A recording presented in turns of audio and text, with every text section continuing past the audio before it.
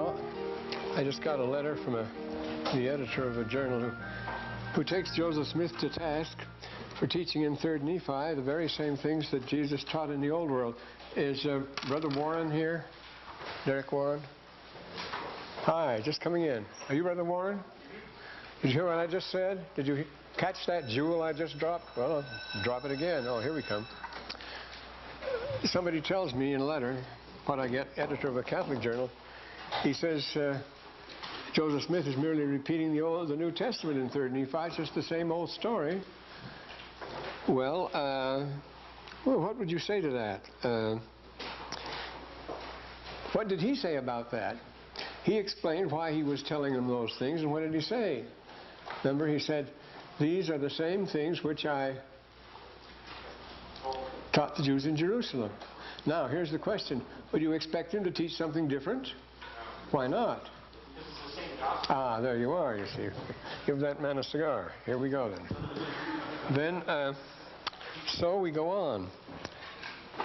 But it is a different in form, and it has a different emphasis. And each chapter has a clear-cut theme, and the whole leads to a transcendental conclusion, a terrific conclusion, which is not found in the New Testament. Remember, the apostles thought it was all over after the crucifixion, and strangely enough, the ministry, the churchmen today, still think it's all over, that anything that happened after that was a fond imagination of the followers of Christ, who created from a memory, from a beautiful memory, they created the figure of the Christ as the super, etc. That's the general form taken today. Well, now let's look at chapter 11. I said each chapter has one particular, usually a particular theme that carries through. And chapter 11, we don't go through this again. In chapter 11, you notice he introduces himself. It's surprising the way he comes down and does it, isn't it? And he helps them get over the shock of adjustment. You'd think that would be something, wouldn't you? And then the next chapter, he does what you'd expect, takes the next step. He sets up teachers, states qualifications for membership, the Beatitudes, Servant on the Mount, blessed are those who will you admit to the church. In the New Testament, too, people don't notice that Sermon on the Mount is not just moral platitudes, not at all. It's addressed specifically to the disciples, to his apostles, just to them. Who will be permitted into the church? And these are the qualifications. And he tells us here, it's a very important thing, that it's not the letter of the law, but the Spirit, you see. The letter killeth, but the Spirit doeth life. Does that abolish the Scriptures or something like that? No. Brother Waltfogel? Brother Waltfogel. Isn't there a contradiction there? The letter killeth, but the Spirit giveth life, and yet we're supposed to read the Scriptures. Well, that's exactly what we're told in the 7th or 8th section, Doctrine and Covenants. Talk about translating the 93rd section, excuse me, I think, translating the Apocrypha.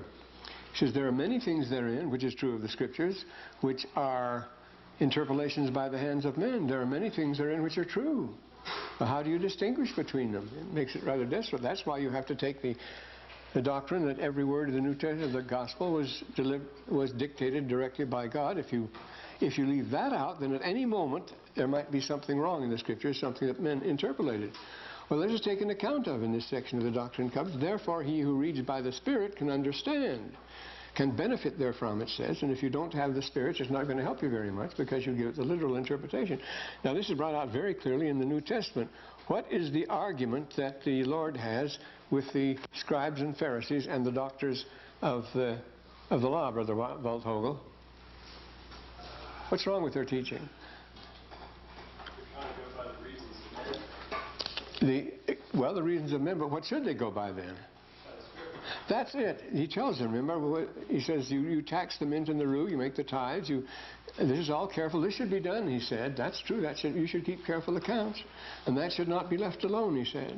But you are blind leaders of the blind if you choke on a mosquito, strain of the gnat, and swallow a camel. The big thing, the mosquito is there. Don't choke on that. The camel is the big thing, you see.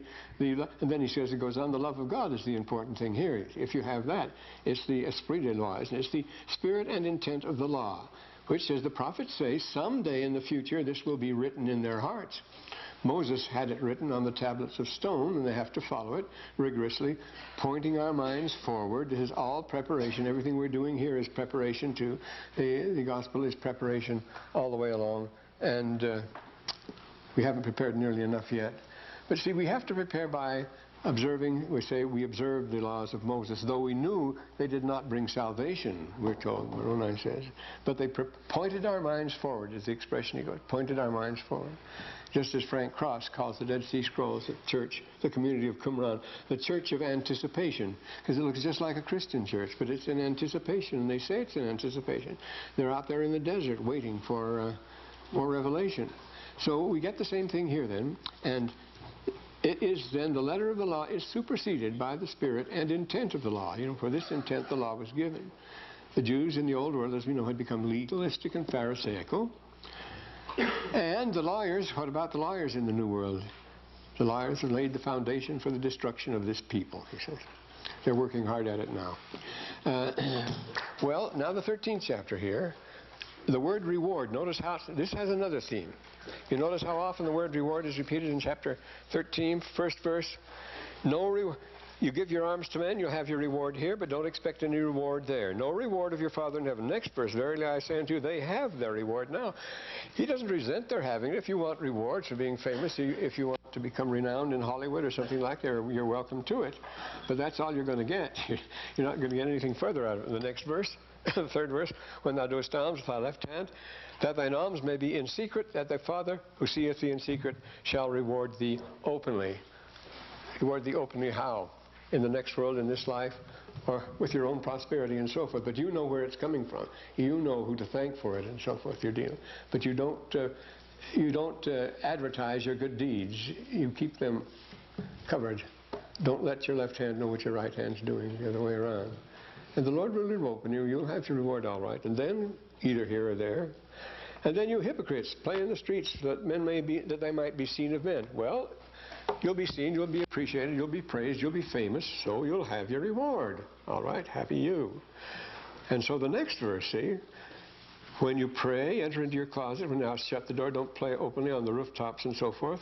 Nephi did, though, didn't he? He did that for a purpose. And thy Father who seeth in secret shall reward thee openly. Blessings cannot be concealed, actually. But where does it come from? How do you do it, you see here? But always talking about these rewards here, and then he's talking about vain repetitions. So what would we say the theme of this chapter is? It's where our values lie, isn't it? Is it this world and the other? Think only of the eternal order of things. This is the surprising thing. We want to compromise. You say, we can have it here and we can have it there. We can be respectable. We can live in fine houses and so forth and so on, and be blessed hereafter. But just the New Testament emphasizes repeatedly, and this does it again, don't think too much of this one. Don't put anything, because this world, and everybody who knows it, I mean, omnia quia nihil expedet, as the emperor says, Emperor Septimius Severus, who from being a sergeant in the army became the most powerful and destructive emperor the Romans ever had. And on his deathbed he says, I've been everything and nothing's worth a damn. And that's true. You reach the same conclusion as Citizen Kane there. You see, you go crazy. You're not going to get any satisfaction there. But so this is the reward we want. So it keeps that. Think only of the eternal order. Take no thought of the others, the things of this world. Forget appearances. And then the Lord's Prayer comes in this particular chapter, and it is well, we know, again, you see, well, notice how it emphasizes space here. The emphasis on the Lord's Prayer is on space or distance all the time. It begins with our Father. So we have a Father, and He's ours, you see, but He's in heaven. He is in the heavens, as it actually says literally here. In the heavens. It's talking about always space and closeness. And then, hallowed be thy name. There's the connection. See, if a person isn't there, how can you refer to him? How can you call upon him? How can you know him? How can you phone him? Unless you know his name, you're not going to get through at all. The name becomes extremely important as identity between parties who are separated. You see, when we're brought together at the veil or something, you must know a name. You must identify yourself.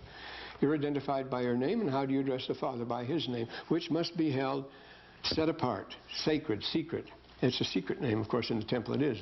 The high priest in the temple in Jerusalem, the high priest uttered the secret name, which is written with the secret letters that nobody knows, only once a year in a whisper as he went through the veil. And he gave the name to his son, but no one else ever learned it. So this particular name with which he exchanges with the Lord. So this is the point of contact. And our main tie to him below is the name. And then he says, thy kingdom come. It's an optative. It isn't here. We're praying that it will come. We're looking forward to it. We want it to come as soon as possible. But we are waiting. There is that distance always. And again, thy will be done on earth as it is not now. Again, another optative, that may thy will be done on earth as it is in heaven. Your will is done up there, not down here. Where his will is done, that is the kingdom. And when that comes, then his will will be done here. But always this emphasis on the separation. We're talking about two worlds here. And then it's very interesting. Esenenkes is the word who's used here, which does mean don't let us get too deep in sin. But and then the word risai, a very good word here, which means to snatch, to rescue, to pull a person out of the water or out of the fire or something, to rescue a person at the last moment. Don't let us go so far that we'll be destroyed. My temptation is greater than I can bear. Even Cain was delivered from that, you know, when he said, my punishment is greater than I can bear. And he says, lead us not into temptation, esenenkein, into temptation. Don't let us get too deep in temptation, but snatch us out at the last moment. Please don't let us go all the way. From that which is evil, or he who is evil, either one. From the evil one or evil doing. The worst thing is the evil doing, not the evil one, because we embrace him when we do evil. And then thine is the power, the glory, and so forth, omitted from the late editions of the New Testament, the Nestle and so forth. But now, as I say, as Joachim Jeremiah showed recently in Palestine, that was the old archaic ending that all prayers to God had to have. Now, thine is the kingdom and the power and the glory. It has to end with a doxology. He wouldn't have left it out at all here. But they use that as an argument against the Book of Mormon. Now, you know, that shouldn't be in there. That's not in the original text of the New Testament. Well, it is in some of the texts. It's not in all of them, but it had to be there. Well, so we go on. That's the 13th chapter now. The Lord's Prayer. And how does it get through to him? This is a very interesting thing here. We mentioned here the laws of physics, which confine us to this earth. We can get away, but with the speed of light. But there are unknown laws of physics which ignore the limitations of such limitations, and we know that such laws exist. Just one more phrase I'll read, just one sentence here from Hawking that shows this. When I pray to the Lord, do I think it's getting through to him in anything like a real sense at all? Well, these men are thinking about it very seriously now, and he says here, if one neglects gravitational effects, which as Einstein and Poincaré did in 1905, one has what is called a special theory of relativity. However, this is inconsistent with Newtonian theory of gravity, which says that objects attract each other with a force that depends on the distance between them. This meant that if one moved one of the objects, the force on the other would change instantaneously. It wouldn't take 50 light years to change that planet, because the motion of every body affects every other body. Of course, he says this ties us completely. We'll never have a complete system, because he says we still can't solve the problem of three bodies. We know two bodies by the laws of gravitation, but if you have three bodies influencing each other, you cannot predict. We still haven't solved it. They worked 2,000 hours in Chicago in computers on it and came out with an approximate solution to just of three bodies. That's all, not 300 billion trillion bodies or anything like that. So we're a long way from this. But the fact that we have a force here that gets instantly everywhere and is the strongest and weakest of all forces at once is just a parallel here. See, gravitation is so weak, it's 1 to the 42nd power weaker. We could add zeros all day long here than the weak force, which holds the atoms together. And yet, it is the power so weak as that it crushes the universe. That power and that alone, because it never stops, it never weakens, it's always steady. They say that's going to bring the universe back together and crush it into a singularity that has no space at all, that contains all the matter in the universe. It is so powerful to do all that. Well, this is amazing. It's full of contradictions and everything. But the weakest force is the strongest. And then he said instantaneously, or in other words, gravitational effects should travel with infinite velocity instead of at or below the speed of light. Well, they tell us if bodies are to influence each other, the other three forces, there must be an exchange of particles. The particles are virtual. They don't really exist. They exist on paper, I suppose. But there must be an exchange of particles. So if gravitation is to have an effect, these two bodies are to affect each other, they must exchange particles, and that's the gravitons. They invented gravitons, but nobody's ever found a graviton. They're purely theoretical today. But something has to explain the fact that there is an influence that gets instantly everywhere. That's an astonishing thing. A billion light years mean nothing. The same thing will happen. So we're dealing with a strange situation here. Well, let's get to the next chapter here, which is the 14th. You have decided for the other world, he's telling us here. So don't confuse the two ways of life. Don't get them mixed up. He's been talking about keeping them apart, you know. How do you know who else has got things mud? How do you know who's on the Lord's side? You see, we know if that's the case, if some people, he organized them into a church, as you know, right at the beginning, sets the disciples, apostles aside, and they're not called apostles here, they're disciples, but he sets them up, and so you have a church. How do you know who's really a saint? And so this is taken up a great deal in the Book of Mormon. When the case of the knee horse comes up, that's a classic. How can you tell? So who's on the Lord's side? This is addressed not only to the disciples, this is addressed to everyone, this chapter here. So that's what they're talking about. He turned again to the multitude. First thing, judge not. You're not going to judge anybody. That's not our business. Because by the measure you meet, you will be measured to you. It will be measured to you. You'll be judged by the measure you meet. Accept that. No, then here comes this. Why do you behold the mote that is in your brother's eye? A mote is a Brownian particle. One of those little specks that move in the sunrise, in an array of sunlight. You see the dust-like particles that move there, those are Brownian particles that Einstein discovered, incidentally. And that's what you see in your brother's eye. You can even see that. But you have a beam in your own eye. The word they use for beam is as a husk, a piece of dry grass or some piece of garbage that's been blown around. It's been something that's been blown around by the wind, and you get that in your eye, and you've really got something. You don't notice that in your eye, but you notice a little tiny speck in your... So don't judge anybody. Do not. You may be worse than anybody else. Or will you say to your brother, let me pull the mote out of thine eye, and behold, a beam in thine eye, and so forth. And then there's this again. In the 6th verse, you see. When you have something holy, what do? Keep it to yourself or something? You share it? No, these things are not, you grant that other people may have it, but don't try to force on anyone. But don't force it on others. But in this case, give not what is holy to the dogs, neither the pearls before swine, lest they tramp you under their feet. Now, does that mean they're dogs or swine? This is not an uncharitable statement at all. The words he uses is puppy dog, as he uses it when he's talking to the Sumerian woman. He says, yes, but the dogs can eat the crumbs that fall from the table. And the word canarian means a little pet, the family pet, the darling family pet. Well, you not only, if you give the choicest crumbs from the table, as little kids do, to the family dog, naturally the little doggy is going to get sick. It's not going to do him any good at all, no benefit whatever. You might like it and so forth. And the same thing, the pearls before swine, would they appreciate them? Would they do them any good, any benefit, whatever? You're not insulting the swine or anything like that. You don't hate them because they can't take pearls. Lots of people can. The same thing with the dogs here. I say there's no... the image is that of feeding some animal who's not going to be benefited at all. It's not going to benefit you. See, you're giving away something that's valuable to you. But be careful, it'll hurt the little doggy, hurt somebody else. What do you get? What do you want? Well, you ask for what you want, and you'll get it. You seek, and you'll find it'll be opened unto you. You settle for yourself. If you want anything particular, these things, you ask for it, and you get it. Remember when Wilkinson went up to Salt Lake once, he was raging and raving about a gift that had been given to the University of Utah by somebody who might just as well have given it to the BYU. He was a good member of the church, a lot of money. And Wilkinson stormed and ranted, and President McKay asked him, he said, did you ask for it? No, we never asked for it. All right, then. He asked for it, and he got it. So the Lord says, if you ask for it, you get it, but you have to ask for it first. You really have to want it. And you seek, and you shall find. You must seek first. See, there must be, as the Talmud says, there must be a stirring, a rajas. There must be a stirring below before there can be a stirring above. You do not ask a blessing on an empty table. You set the table and ask for the blessing. You make the stirring below. First, this had to do with Abraham.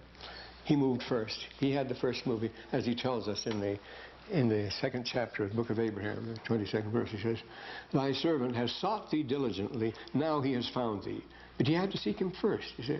You must seek first. You make the first move here. If you don't have that desire, if you don't have that yearning, because that's where you assert your own eternal individuality, your own spirit, that you're there, an independent being. So you make the first move, the Lord will meet you far more than halfway. And you knock, and it will be open to you.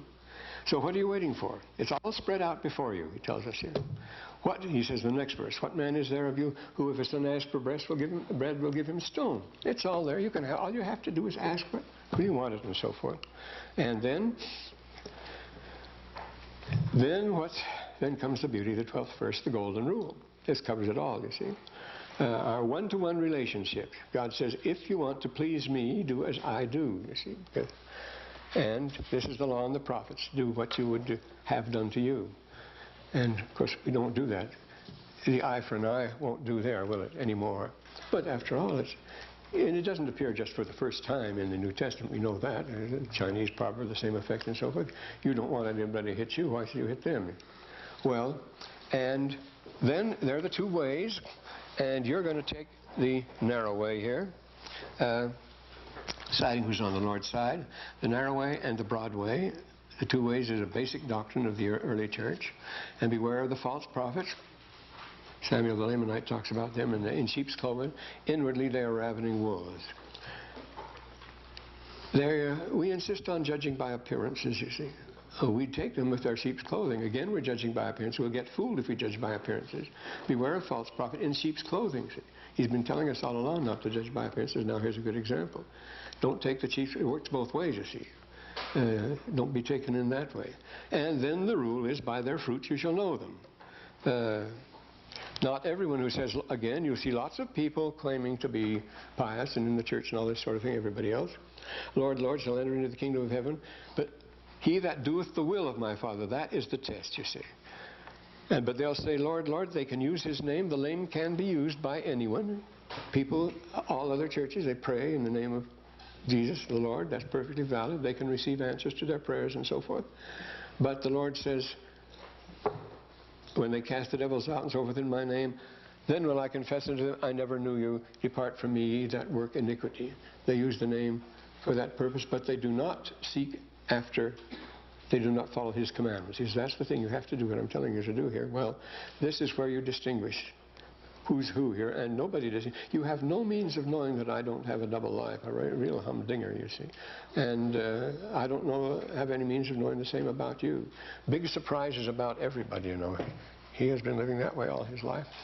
You talk, I must read a poem of my son wrote some years ago when he was a little kid. It's a very good poem. On this subject. See, we can rave and rant against the evil, against sin in the gospel. The preacher can go on denouncing wickedness in the world and so forth. It doesn't affect people at all. I get away with murder. We can quote the Book of Mormon and so forth and all this, but everybody thinks it doesn't apply to them. People as different as Robert Redford and Senator Hatch, for example, both complimented me on the same book, you see. Very different point of view as far as that goes. They both read the book. They think it's wonderful, but it always applies to the other guy. So this is what Michael has written here. No, this is a good poem, just the same. When Anthony preaches, he goes to the beaches, converting the fish who can't make it to church. They swarm up to listen, a drip and a glisten, the trout and the minnow, the pike and the perch. Treat all as your brother. Don't murder each other, for all of God's creatures are children alike. What a marvelous spirit. The minnows all cheer it. They whisper and glare at the murderous pike. They're the ones that get eaten, you see. The root of all evil, great tool of the devil, is love of possessions. You'd best do without. What a marvelous spirit. The pike loved to hear it and cast a stern eye on the miserly trout.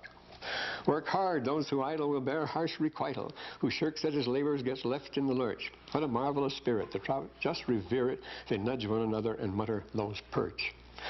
Eschew fornications and lawless relations, for sex unrestrained leads to sorrow and tears. What a marvelous spirit. The perch love to hear it. They glance at the minnows with snickers and sneers. The saint ends his preaching. The fish love such teaching. They watch as his figure recedes from the shore. Then greed, lust, and slaughter resume in the water, and all is exactly the same as before. after all the teaching, you see. I think that's a neat poem for a little kid to write. We'll talk about Michael here. So, let's get the next chapter then. Rush on here. Now, the 15th chapter, it answers this question. What is the overall plan? How does this affect the old law? What about Israel in the new world? This is the other sheep. This tells us a very important thing, that the plan of the Lord is from eternity to eternity and throughout all the immensity of space. But of course it's divided. It's divided into, the history of this world is divided into cycles, plays, acts, scenes, separate speeches and so forth. Each is a play in itself. The universe is divided up into various scenes where various things are going on. What has happened in worlds heretofore formed, in worlds we have heretofore formed, exactly the same sort of materials and so forth. They have their dramas going on too. There are plays going on all over the place and at various stages of advancement. So this is introduced into this world. There's more than one place where the Lord appears and does his preaching. To more than one. This brings in the subject of world religions. We're not the only pebbles on the beach here.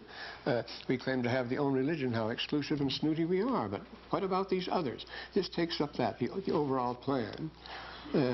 Christ personally here takes over for the transition in this earth, you see. We've got to make this transition to the way of life that was laid down for us in the beginning, that Adam agreed to, was taught by the angels. We have to agree into that. But we're going to have to go over a transition. We've drifted a long way, and the Lord is here personally to supervise that. And so, notice verses 12 following in the chapter 15 have to do with localizing and with coordinating the operations here. No, he starts right out here. Remember the sayings when they were raised up. And they wonder about the law of Moses. Well, there's one law, but now you're living under another. It's the same one now, only now you're living, as we said, it completely. The law is fulfilled that was given to Moses. I'm he that gave the law in me is fulfilled. I do not destroy the prophets. They shall all be fulfilled. Oh, I didn't bring in my Doctrine and Covenants. There's a very good passage there that I could have brought in here. It comes in later, though. Old things have passed away, but you don't destroy that which has been spoken already. You see, old things have passed away. We love to destroy things. That's the great weakness here. You see, we have this turnover. We build a building with the intention of build a $100 million building in New York. I traveled around with an architect in New York, a friend of mine, quite an eminent person, and he showed me all these buildings. He said this was built, his son designed it. He says this was built to be destroyed, to last for 30 years. It was going to be torn down in 30 years. That's progress, you see. It's the way we do these things. Must all the old things be done away with this way? And don't we have some continuity? Remember, it's like memory. Without memory, you have no identity. And we throw away our memory. We throw away our past as we go along. So the America we just see today isn't the America of our fathers or anything like that. No attachment, no affection to it. We're like people with Alzheimer's. We've lost our memories. We're just going around doing the next thing, looking forward to the next moment. We think that's being up to date. That's being practical. Well, he's talking about this then, about the old law, which is still in effect. But the covenants have not all been fulfilled. I am the law and the light, the object of that law. Look unto me and endure to the end. See, the object of the law is to test us. This is the time of our probation here. This life became a time of probation. And endure to the end, and he that endureth will have eternal life. That's the object, to get this thing going on an eternal basis. And we're far from it now. If we were to partake of the tree of life now and live forever in our sins, it would be the ultimate tragedy. We would yearn to die. But no, we're preparing for that. So if you endure, you see, if you pass through here, if you can hang on here to the end, then you'll have eternal life. But don't expect anything here. And then he speaks to the 12. You're a light unto this people. This is the promise to Nephi's children who really have a feeling for the land. Now, this is about this land. For the Gentiles, it's a commodity. But for the Indians, it's sacred. I know, I spent lots of time among them. It is holy. And their religion makes a very important thing of it. When Yigal Yadin was here, a little group of us were having an evening with him over at Kent Brown's house. And Yigal, the great Israeli, the general in the 8th-year war, the commander of the army, and also the head of Israel Antiquities. He just died a few months ago, of Israeli Antiquities. He was talking about it. He said, what religion, or what do you believe in? And he said, my religion is the land. That's what I believe in. It's the land. To me, that is sacred. That's carrying it pretty far, the land of Israel, Eretz, Israel. But there are lots of people who feel that way, that the land itself is sacred. No other land would do. There's something special about this place. So, but this inheritance is not the Gentiles. It's given to this branch of Israel. Behold, this is the land of your inheritance. The Father hath given it to you. It's yours. See, I say we use it as a commodity. And not at any time hath the Father given me commandment that I should tell it unto your brethren at Jerusalem. When the Peabody Corporation bulldozed the sacred canyon, the Hopis, the Blue Canyon. It was a sad thing, because it's a place where they used to meet. Developers, and we have a lot of them now, accuse the Indians of pagan reverence for the land, being sentimental and romantic, whereas they are solid and practical. They're businessmen. We might fight to get a brief income from allowing nuclear waste to be deposited in there, and we do. There were parts of Utah where the people absolutely fought, got very nasty about people who didn't want nuclear waste to be brought in there and dumped there, because that means they'd make money for a few years. But then for 50, 60, 100,000 years, the land couldn't be walked on. It'd be no good at all. That didn't count. They want the money the same way, you see. We call Palestine the Holy Land, yet we scoff at the Indians for believing their assigned portion of the land is holy. And they have their holy rocks, as you know, and canyons and streams and particular things. And the Greeks the same way. The ancients had the same way. Would you call that nature religion? Well, there's an awful lot of that in the Pearl of Great Price, especially in the Book of Ether, Book of Enoch, and so forth. We're not talking about that now. But he says, he makes it very specifically. This is your holy land.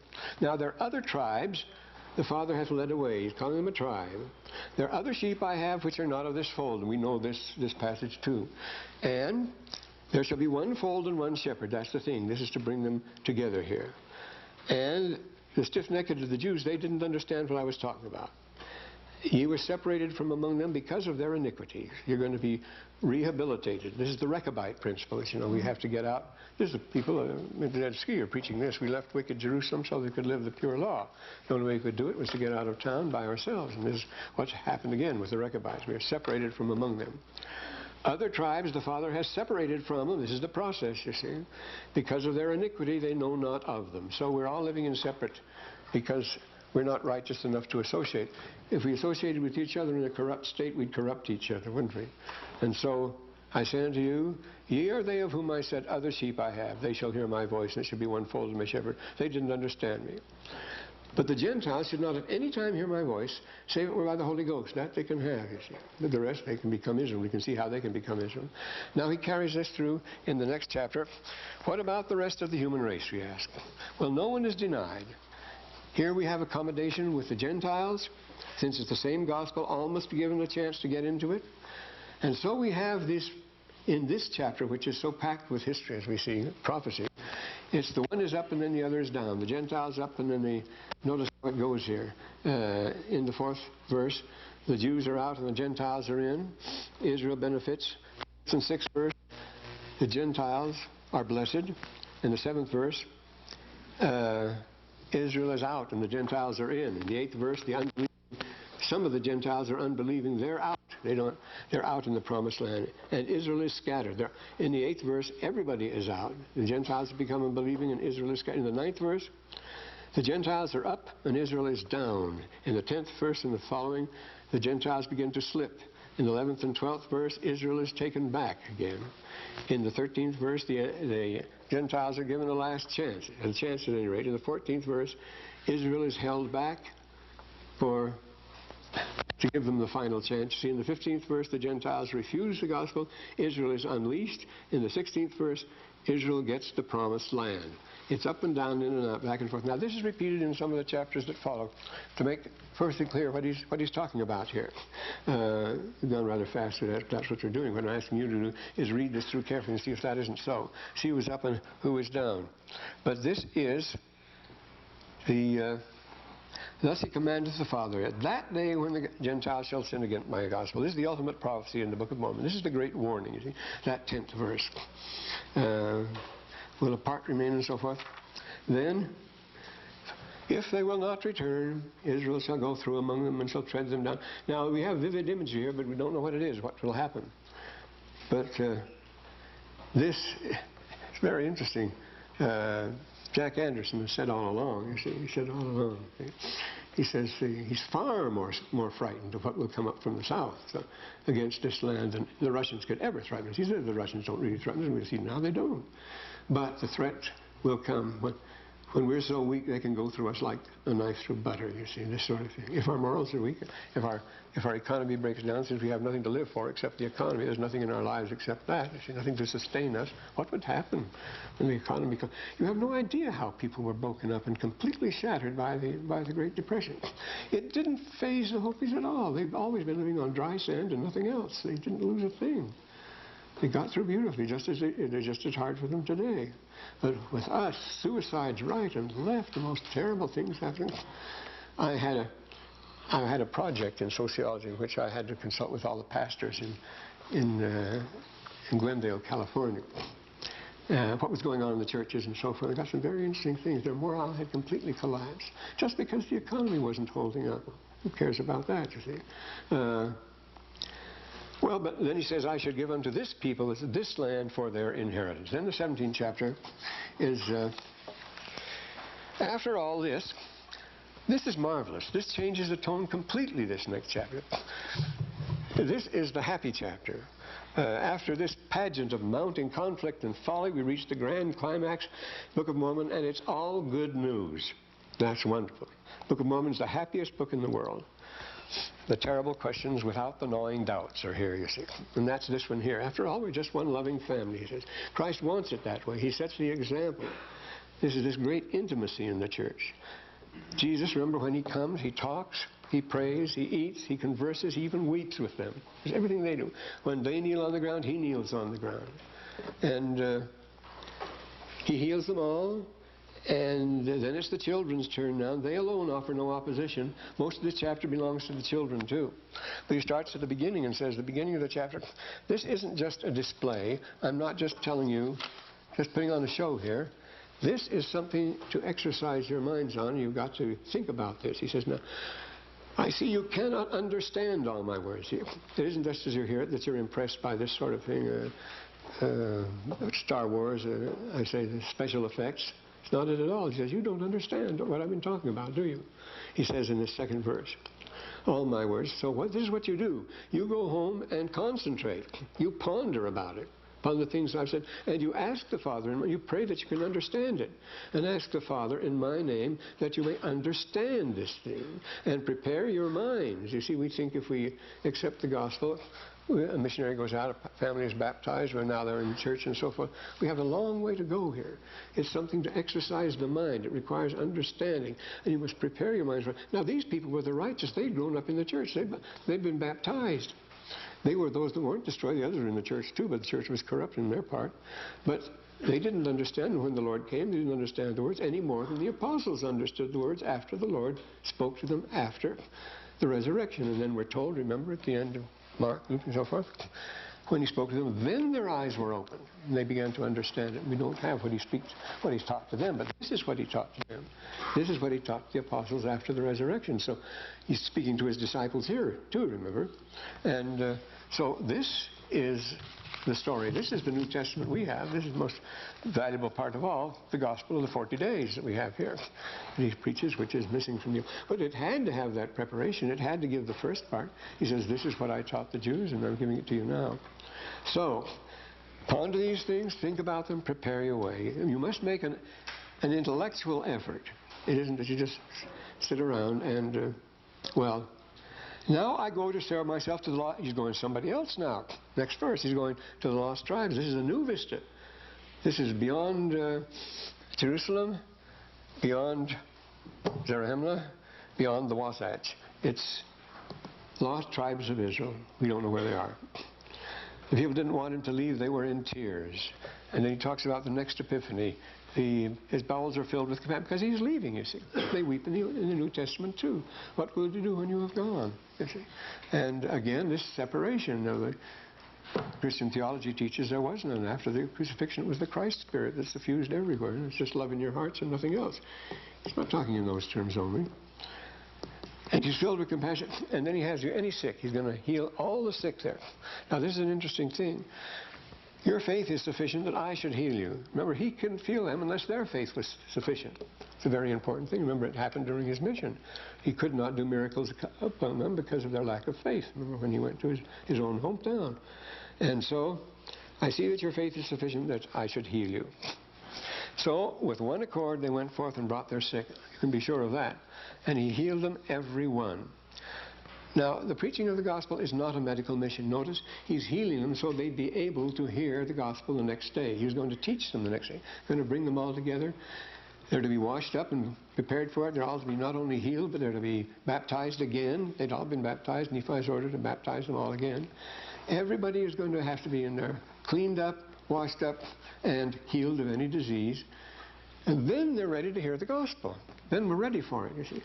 But we say medical missionaries and things like that do a wonderful work, like the Seventh-day Adventists. But the gospel begins where the healing ends, you see. Once you've been healed, the Lord says, heal them, feed them, and then you preach them, as he preached to the multitude. He fed them, and then he preached to them. And that was the bread they really liked. He said, then I'll give you bread that you'll never be hungry again if you eat this bread. And so this illness is actually a distraction. The gospel requires concentration. It requires health. These are prerequisites, but they're not the goal of the Christianity. They're the preparation to hear it, to hear the gospel. He's going to teach them that. And so, then he commands, before he leaves, he commands the children should be brought. All this concern with the children.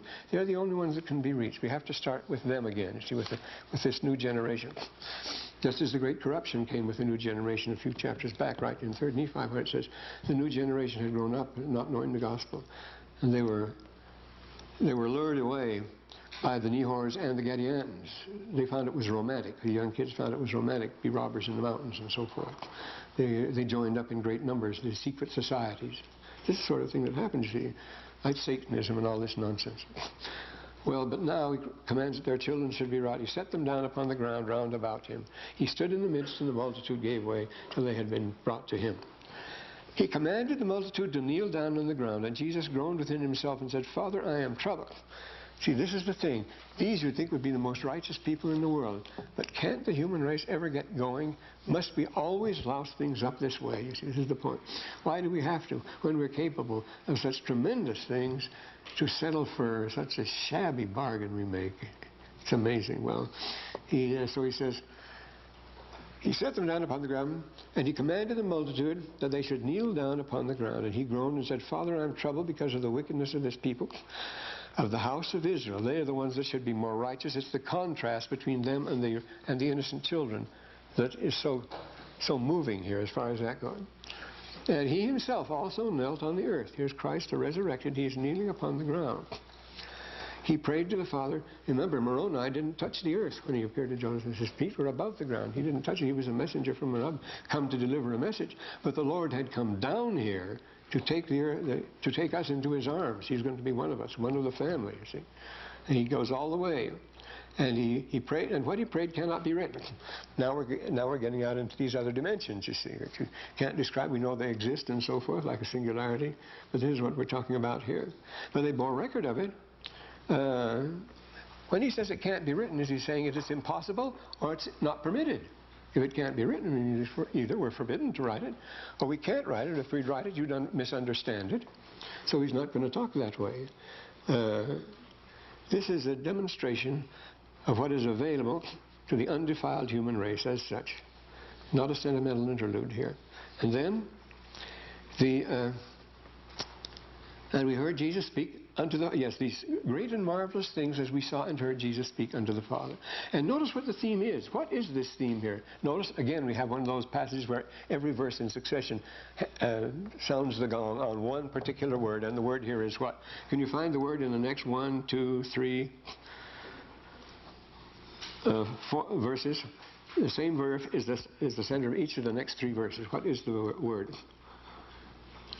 No one can conceive of the joy which filled our souls when we needed to pray for it. And he arose, but so great was the joy of the multitude that they were overcome. And it came to pass, he spake unto them and bade them arise, and they arose from the ground. And he says, now behold, my joy is full. The theme is joy here. They're rejoicing. This is the happiest possible time they're talking about here. So the theme is joy. And what is harder to support? Great joy or great sorrow or great pain or great suffering or great fear? The joy is the hardest, you see. You have to be pure and righteous, I suppose, to suffer great joy, because it's the hardest thing to take of all. That's what we run away from. We fear it. We, as I say, we can suffer the way they do in the Moscow art theater. Stradach, you must suffer to produce a work of art and so forth. We're great sufferers like the Russians. No end to what we can suffer. Unlimited. But joy is a thing that scares us. This is something. It's a very interesting thing that our friend Hawking here says there are certain things that cannot be defined or conceived that are very real in the universe. And he gives it as the best example, joy. He says you can't confine it, you can't define it, you can't tell somebody else what it is, and you can only take so much. It will knock you out. how much sweet can you take? How much sour can you take? How much of a particular kind of food can you take? Well, joy is strong medicine. It's powerful stuff. And we're preparing to be able to receive it, you see. We'd wither up if we had to receive it now. It sounds like a paradox, isn't it? But if we were righteous, then we could receive the joy without the guilt. See, it's when the joy we're not worthy of is upon us, we feel guilty as hell. So there's no joy at all. Well, so we're on with the paradoxes, eh? So he took the children and he wept. And the multitude bear record of it. And he took the little children one by one. Again, never the plural. Even the children are blessed one by one. And when he'd done this, he wept again. And of course, we read that passage from when Enoch asked the Lord, how is it that you can weep? He said, when I consider what opportunities I placed before Adam in the garden, what I gave you in the garden, I gave Adam, he says, I gave him his agency, and I gave him the necessary knowledge, and I even gave him commandments, what he should do, that they should love one another. But behold, they are without affection, they hate their own blood. And here, so God weeps here, and therefore shall the heavens weep. And this earth has to be destroyed, and all the other earths weep for it, because when what happens in one part of the universe affects all the others. This is right out of, you see, this is right out of the quantum mechanics, isn't it? One thing affects all the others. They all contribute to the others. They all exchange particles, actually. Everybody's exchanging particles with every other. It's an amazing theory, isn't it? When he'd done this, then he wept. And he said, behold your little ones. And why wouldn't you weep about that? Do you realize that 40,000 children a day die of hunger? That's what the figure is. I don't know that that's hard to realize. It's talking about Africa and Asia and so forth. 40,000 a day is the average of these little children. And remember what the Lord says, woe unto him who offends one of these little ones. It were better he had a millstone tied around his neck than were dropped in the sea. That should happen. And it's the little ones we offend. We make them, look at the child abuse. Look at the child neglect in our society. It is the most alarming and increasing statistics we have, is the offense to the children, to the harmless, innocent children. Parents don't care about them. Nobody cares about them. It's a horrible thing. So this seems to be the normal procedure of the human race, exposure and all the rest of it. And Jesus weeps when he thinks of it, because it's not the way things should be. And he says unto them, behold your little ones. And they cast their eyes towards heaven, and the angels come and minister to them. And if we turn to the 25th verse here, the multitude did see and hear and bear record, and they know that the record is true, for all of them did see and hear, every man for himself. Well, and they did consist of men. The point is, when they ministered to them, it explains elsewhere in the Book of Mormon too. They walked around among them and talked to them and conversed with them and comforted them and gave them blessings, which they would always remember and so forth. They ministered to them in that way. That's what angels do when they minister. They bring the word. Gabriel came. When he comes in 1 Luke, he says, behold, I've come to minister to you. And then he preached the gospel. And so they cast their eyes toward heaven, and they saw the angels descending in the midst of fire, encircled those little ones. They were encircled about with fire, and the angels did minister. Why did the angels finally agree to come down? Because the children were qualified to receive them, but the others weren't. The children could receive the angels. See, their conversation was with the angels. They mingled among them, and the multitude saw them and here with the children and bore record. And all of them saw every man for himself. There's the individualism again. They were in number about 2,500, men, women, and children. But they saw the angels minister to the children. There was nothing wrong with that. They could do that. You see, that's why Moroni had to come to Joseph when he was a child still. Words like Gabriel. Well, actually, what Gabriel says here in Luke 1:19 is, I have come to chat with you. That's what, and with Zechariah and Mary, he says that uses the same word. Evangelizo. Oh, lalesai. He says, I have come. Lalesai means lalad, to talk with you. It's a regular Greek word for an intimate chat, an intimate talk.